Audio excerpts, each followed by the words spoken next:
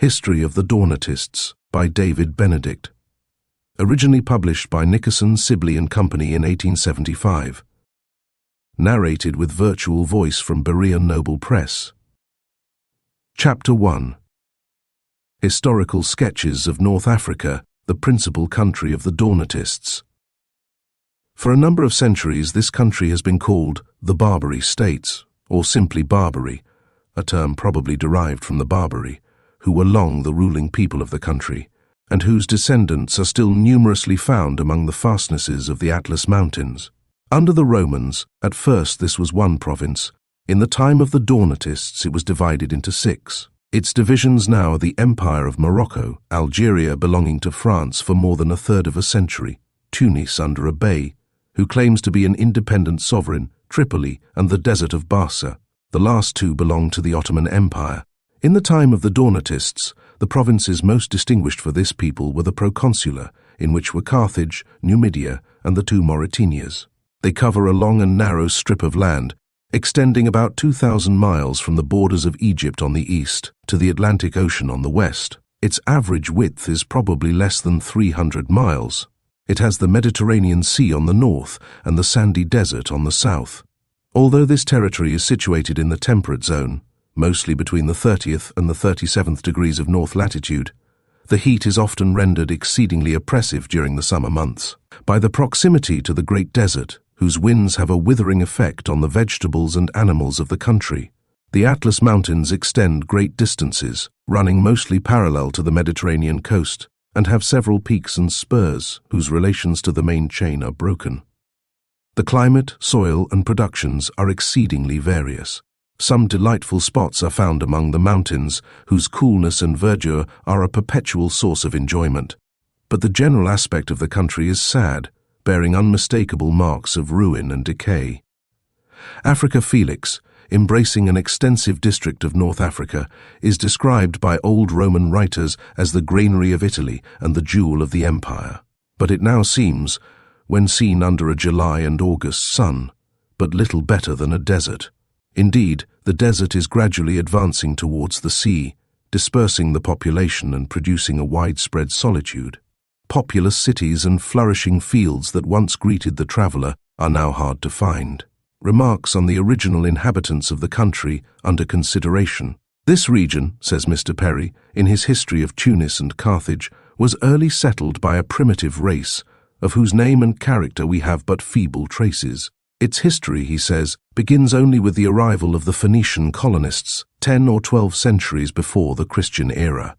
From that time, great and marvelous changes began to take place. The natives were absorbed by the more powerful colonists, and great cities and states were founded, the most important of which were Carthage and Utica. The former of these cities brought under its sway all its rivals upon the continent of Africa, including Cyrenaica, founded by the sturdy Greeks, who were finally overcome by intrigue rather than bravery. Carthage, launching her forces upon the Mediterranean for the conquest of Sardinia and Sicily, was met in the latter island by the soldiers of Rome, which was then just emerging from the period of infancy. We are now on the eve, or the commencement, of the long and bloody contests between Carthage and Rome. The 3 Punic Wars. These wars, in which the generals, Hannibal on the side of the Carthaginians and Scipio, surnamed Africanus, on that of the Romans were conspicuous, lasted nearly 120 years, ending about a century and a half before the birth of Christ, with the ruin of Carthage and the reduction of her people and territory under the Roman rule. Under Rome, Carthage was rebuilt and probably attained greater splendor and magnificence than when it was the capital of a mighty empire. As a Phoenician city, Carthage was the abode of princely merchants, intriguing politicians and mighty warriors. As a Roman city, it was the resort and abode of learned men who cultivated the fine arts and made These's African shores as distinguished for civilization and refinement as they had been at an earlier period, for military glory and commercial enterprise. But still it was notorious for the most horrible acts of idol worship, in the midst of which Christianity was introduced at an early period, at which time we are not informed, as we are of the persecutions of Christians by the heathen rulers, especially by Tertullian in his able defense of the Christian cause.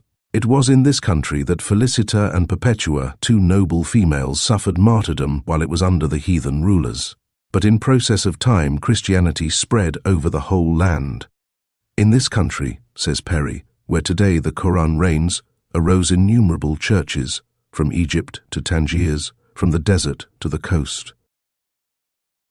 The rise of the Donatists.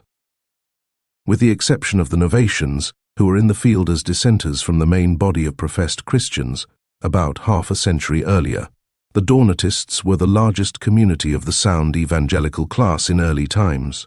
The circumstances of their origin and events connected with it I will relate in the language of Mosheim, although some of his statements may not altogether agree with other statements less tinctured with Catholic prejudices. Quote, Mensurius, bishop of the Catholic Church of Carthage in Africa, died in the year 311, and the greatest part of the clergy and people chose in his place the Archdeacon Cassilian, who, without waiting for the assembly of the Numidian bishops, was consecrated by those of Africa alone. This hasty proceeding was the occasion of much trouble. The Numidian bishops, who had always been present at the consecration of the bishops of Carthage, were highly offended at their being excluded from this solemn ceremony, and assembling themselves at Carthage, called Cassilian before them to give an account of his conduct. The flame thus kindled was greatly augmented by certain Carthaginian presbyters who were competitors with Cassilian, particularly Bostrus and Silesius. Lucilla also, an opulent lady who had been reprimanded by Cassilian for her superstitious practices and had conceived against him a bitter enmity on that account, was active in exasperating the spirits of his adversaries, and distributed a large sum of money among the Numidians to encourage them in their opposition to the new bishop. In consequence of all this, Cassilian, refusing to submit to the judgment of the Numidians, was condemned in a council assembled by Secundus, bishop of Tigesis, consisting of 70 prelates, who, with the consent of a considerable part of the clergy and people, declared him unworthy of the episcopal dignity and chose his deacon, Majorinus, for his successor. By this proceeding, the Carthaginian church was divided into two factions and groaned under the contests of two rival bishops, Cassilian and Majorinus. The Numidians alleged two important reasons to justify their sentence against Cassilian. First, that Felix of Aptungus, the chief of the bishops who assisted at his consecration, was a traditor, that is, one of those who, during the persecution under Diocletian, had delivered the sacred writings and the pious books of the Christians to the magistrates to be burnt, and that having thus apostatized from the service of Christ, it was not possible that he could impart the Holy Ghost to the new bishop. A second reason for their sentence against Cassilian was drawn from the harshness and even cruelty that he had discovered in his conduct, while he was a deacon, towards the Christian confessors and martyrs. During the persecution above mentioned, whom he abandoned in the most merciless manner, to all the extremities of hunger and want, leaving them without food in their prisons, and hindering those who were willing to succor them from bringing them relief. To these accusations they added the insolent contumacy of the new prelate, who refused to obey their summons and to appear before them in council to justify his conduct. End quote. The Donatists having brought this controversy before Constantine the Great, that emperor, in the year 313, appointed Melchiades, bishop of Rome, to examine the matter, and he named 3 bishops of Gaul to assist him in the business. In this case, said the Donatists, the bishops shut themselves up and in a hurry passed sentence against them, refusing to hear their complaints. Similar meetings, by the order of Constantine, were convened in a number of different places, all ex parte, in all of which the Donatists were condemned.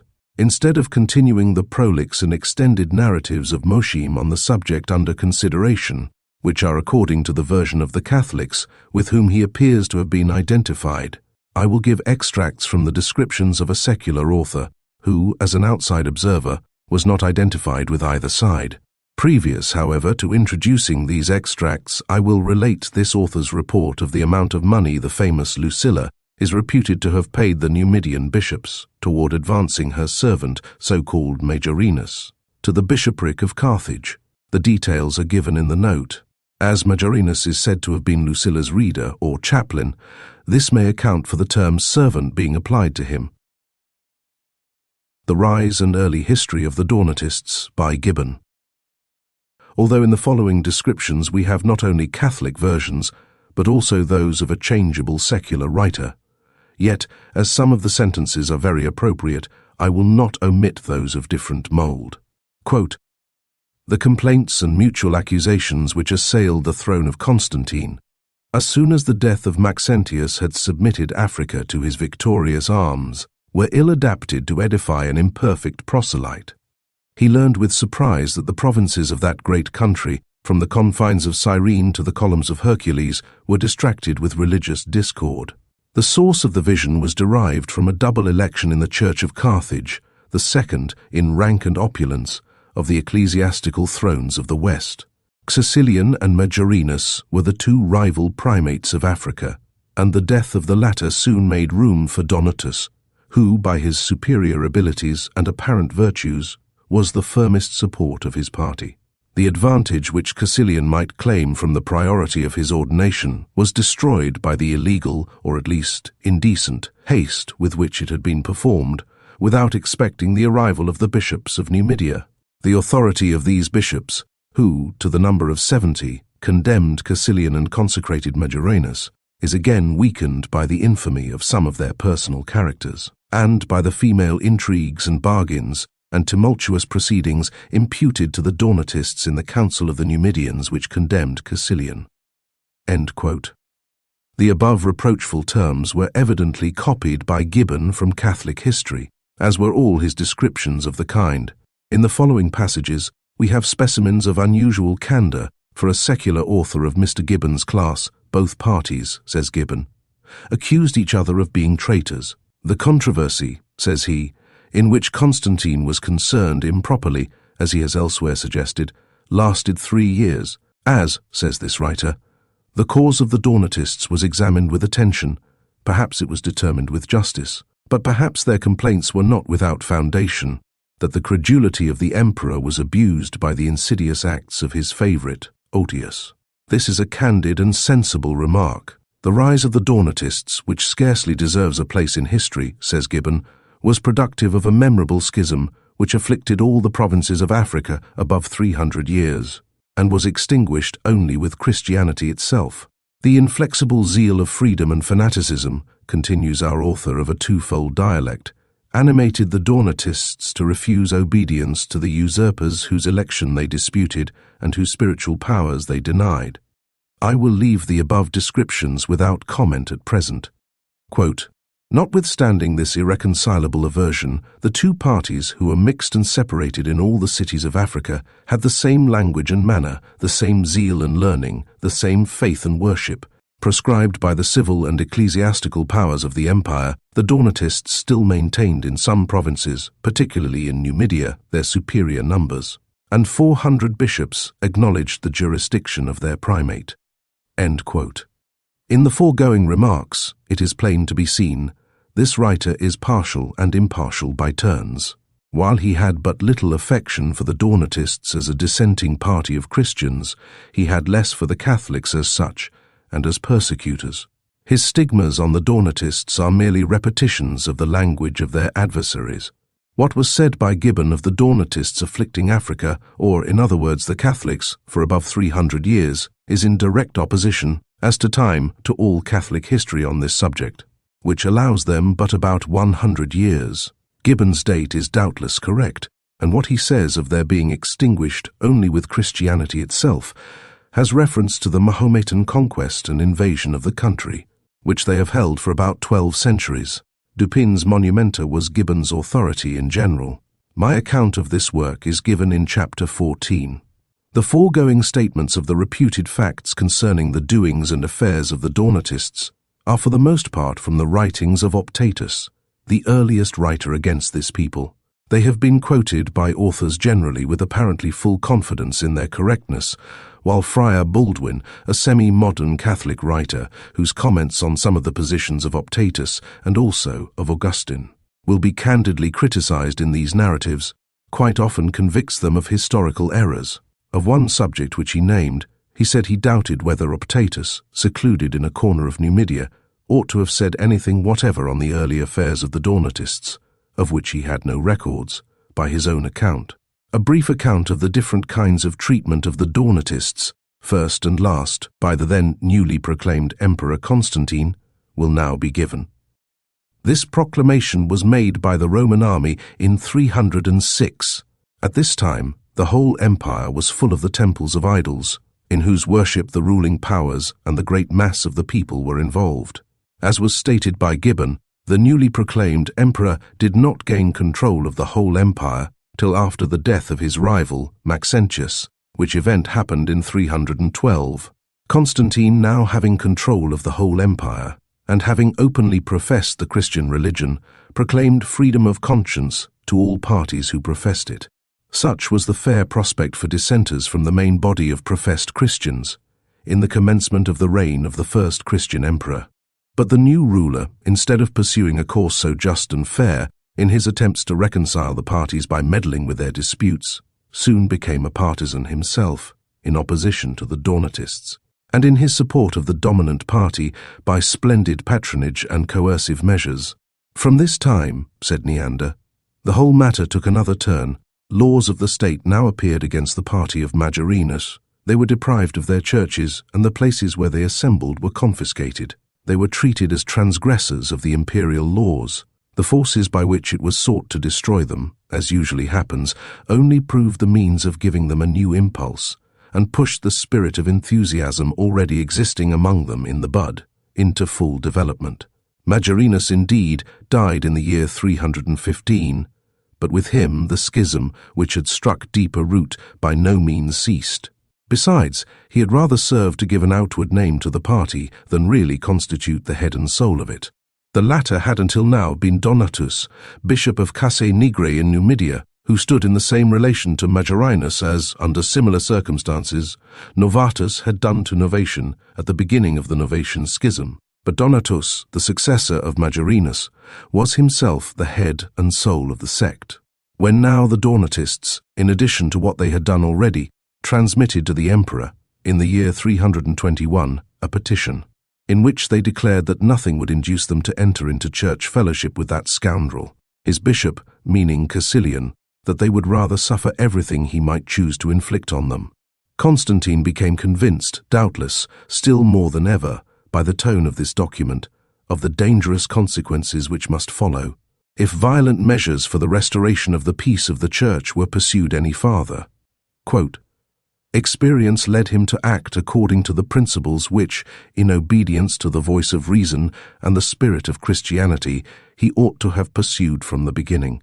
In a rescript addressed to the Vicar Verinus in North Africa, Constantine granted the Donatists full liberty to act according to their own convictions, declaring that this was a matter which belonged to the judgment of God. To these principles Constantine remained firm to the end. End quote. The persecutions above described continued about 5 years. Constantine died in 337, and for the last 16 years of his reign the Donatists were not harassed by any persecuting laws. This was the first great temporal state ruler who embraced the Christian cause, and his bad example in dealing with the Donatists has been followed, and very often much surpassed, by countless numbers of professedly Christian rulers in all succeeding ages. While such a statement is highly discreditable to Christianity itself, that is still more so which places the clergy, in most cases, at the bottom of persecution. Temporal rulers always have enough of their own various affairs to engross their attention without meddling with religious controversies, which they generally as little understand as did Constantine the reason of the Donatists for dissenting from the Catholic Church, or the difficulty of forcing them to return to it. A great change in the odious business of persecution by the aid of the secular powers. In the early age of Christianity, the persecution of Christians, by pains and penalties, was by the worshippers of the false gods of the heathen. Different parties had their controversies, but they could have no aid from the secular powers against their opponents, had they desired it. But no sooner was the first emperor, who professed himself a Christian, seated on the throne, than there was an entire change in the business of persecution, so far as its subjects were concerned. Formerly, it was the heathen persecuting the Christians. Now, it was Christians persecuting their recusant brethren, who were worshippers of the same God. This bad example of the first Christian ruler, who was not naturally a persecutor, was doubtless through the influence of persecuting court bishops, of whom a countless number has existed in all nations of every age. Events in the early operations of the Donatists. As some of these events will be referred to in our subsequent narratives, at present I shall have respect only to Donatus himself. He was not only condemned at Rome, but retained there. For what reason or how long, we are not informed. It is said he was condemned by the council, so called, on his confession that he had rebaptized and reordained fallen bishops. Lapsed was then the term. This old story, which has gone the rounds of all church history, was not credited by Friar Baldwin, the Catholic historian before referred to. Donates at Rome. After the council at Rome, according to Fleury, the Donatists waited on the emperor and complained of not being heard in that meeting, that the few Catholic bishops shut themselves up, passed sentence against them in a hurry, and refused any examination of Felix, the ordainer of Cassilian. At length, Donates sought and obtained permission of Constantine to return to Carthage. Then, says the historian Philumen, an officer of the emperor's household, suggested that for the sake of peace, Cassilian should be retained at a place called Brixia, which was accordingly done. At the same time, the emperor sent 2 bishops, named Eunomius and Olympius, into Africa in search of the true church among the contending parties, which being done, they were to remove the 2 rival bishops, and place another in the episcopal chair. To abridge a long account, the 2 bishops spent 40 days in Carthage on their mission, without deciding which was the prevailing party. But being true Catholics, in the end, their report favored that side, and of course they aided Cassilian in his contest for the episcopal seat. The inexperience of Constantine appears in his appointing 2 bishops of the same party to decide which side was the strongest. Dupin, in commenting on the plan of Philumen to keep Cassilian away from Carthage while the search of the above-named bishops was being made, says he was a partisan of Donates. On this hypothesis, he had a friend in Caesar's household. This plan for the absence of Cassilian on the part of the prudent Philumen indicates a decidedly unfavorable opinion of the man, and the fact that the 2 bishops above referred to after 40 days' search among the Catholics and the Donatists could not decide which party prevailed, affords conclusive evidence of the multitude of the reformers in the populous city of Carthage in the very beginning of their operations. Not only in Carthage, the seat of the controversy about ordaining Cassilian, did a numerous party arise, but the Catholics themselves say that from this ordination the whole of Catholic Africa was split into 2 parties, and in most of the churches a bishop was designated for each party. In all the accounts, the origin of the Donatists is wholly attributed to a disagreement in the choice of a new bishop at Carthage. That this was the occasion of the schism out of which the new party arose is very plain, but that the real cause of it may be traced to the opposition of the reformers to the old system of church building and management, and to a radical change in church discipline and purity, will fully appear in our subsequent narratives, especially in the last chapter.